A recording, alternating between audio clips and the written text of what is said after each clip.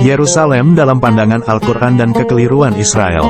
Cendekiawan Muslim asal Trinidad dan Tobago, Syekh Imran N. Hossein membeberkan teori konspirasi Zionis atau rencana Yahudi atas dominasinya di Timur Tengah dan dunia dalam bukunya, Yerusalem dalam Al-Quran. Syekh yang dikenal konsern mengkaji eskatologi Islam, ilmu yang berkaitan tentang peristiwa akhir zaman, mengungkap kekeliruan Israel atas klaim Yerusalem sebagai tanah yang dijanjikan untuk mereka. Sudah lebih dari setengah abad sejak Zionis memulai penindasan dan pembersihan etnis penduduk Palestina karena mereka tinggal di negara yang diakui umat Yahudi adalah tanah suci yang dijanjikan untuk mereka. Yerusalem, sebuah kota tua di dunia yang dianggap suci oleh umat Muslim, Kristen, dan Yahudi. Kota ini ditakdirkan memainkan peran penting di akhir zaman nanti. Upaya Palestina membebaskan Yerusalem dan menjaga Baitul Maqdis terus ditentang Zionis Israel hingga perang di antara keduanya pun tak terhindarkan hingga saat ini. Umat Yahudi percaya bahwa takdir Yerusalem akan menyambut kedatangan juru selamat mereka, Al-Masih Dajjal, Mesias palsu. Muslim akan berdoa untuknya dan beliau akan dimakamkan berdampingan dengan makam Nabi Muhammad SAW di kota Madinah. Saat Isa kembali, beliau akan menghancurkan salib. Itu akan menjadi akhir dari kekristenan, agama salib, lalu beliau akan membunuh babi.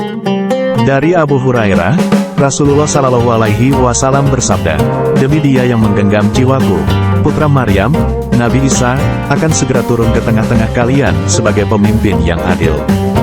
Dia akan menghancurkan salib dan membunuh babi dan menghapuskan jizyah, pajak bagi umat Yahudi dan Kristen yang tinggal di wilayah Islam.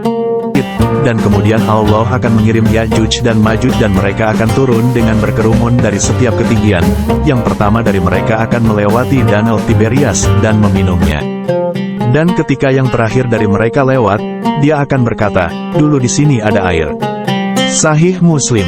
Laut Galilei berperan penting di akhir zaman.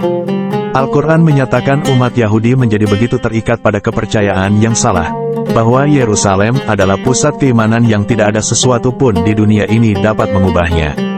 Akhirnya Al-Quran merespons dengan pernyataan yang meruntuhkan keyakinan mereka tentang Yerusalem dalam surat Al-Baqarah ayat 177. Respons Al-Quran terhadap umat Yahudi. Pesan Al-Quran kepada umat Yahudi sangat jelas. Umat Yahudi diinformasikan bahwa meskipun Nabi Muhammad SAW bukan seorang Yahudi, dan walaupun beliau tidak lagi sholat menghadap Yerusalem, dan meskipun beliau tidak pernah membuat usaha apapun untuk membebaskan Yerusalem, tetapi beliau tetap seorang nabi dari Tuhannya Ibrahim yang benar dan agama yang dia sebarkan adalah agama Ibrahim, Musa, Daud, Sulaiman, dan Al-Masih putra Maryam. Dengan begitu, perubahan kiblat adalah tanda yang tidak menyenangkan bagi umat Yahudi yang keras kepala menegaskan bahwa Yerusalem adalah pusat spiritual agama Ibrahim. Al-Quran dengan jelas mengabadikan kisah umat Yahudi yang terusir 2 kali dari tanah suci Yerusalem karena pembangkangannya, kesombongan mereka.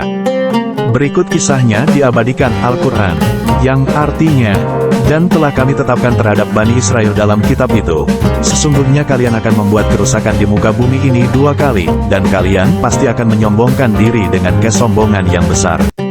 Maka apabila datang saat hukuman bagi kejahatan pertama dari kedua kejahatan itu, kami datangkan kepada kalian hamba-hamba kami yang mempunyai kekuatan yang besar, lalu mereka merajalela di kampung-kampung, dan itulah ketetapan yang pasti terlaksana.